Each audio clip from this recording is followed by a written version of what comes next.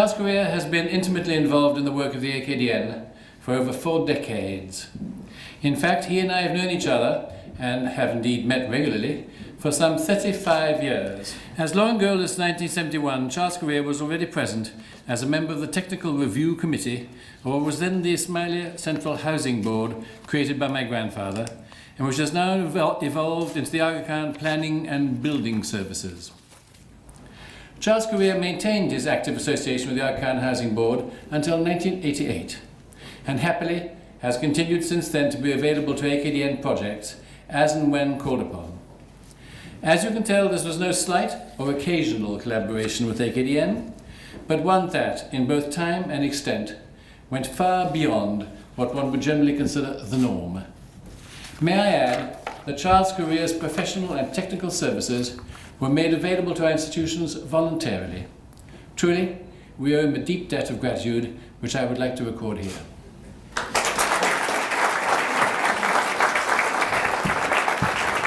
Charles Correa designs for the user, for those inside, not principally for those outside, the spectator.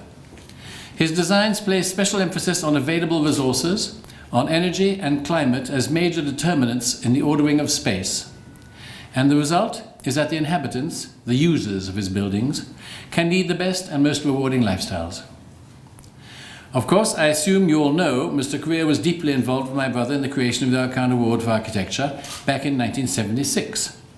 His input was and has continued to be important in creating that institution, an institution which I believe I can say remains as relevant today as it was then, all the while remaining true to the principles on which it was founded.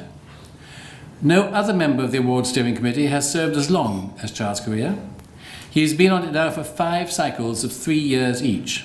Charles Correa is a major figure in contemporary architecture and urban planning, who has played a pivotal role in the creation of architecture in post-independence India.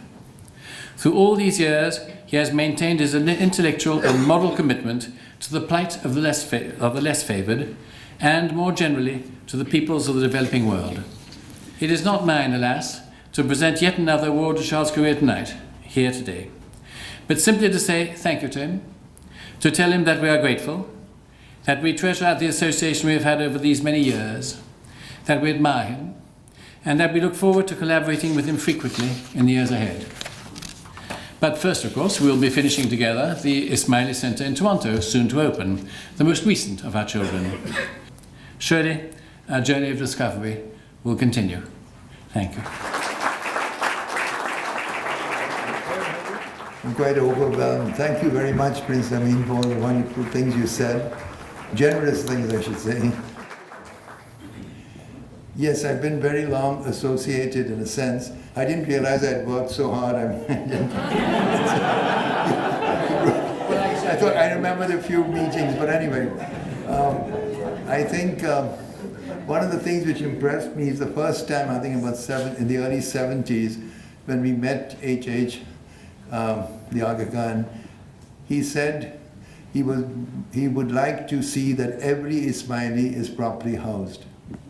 And I knew he meant those words, and he actually did it. Now that's very remarkable, especially in the context of India. Because if people are properly housed, many things happen. They have their own dignity, they have their own pride of what they do, and then they do better work. And that he did in the context of Bombay, and I think of other cities in India.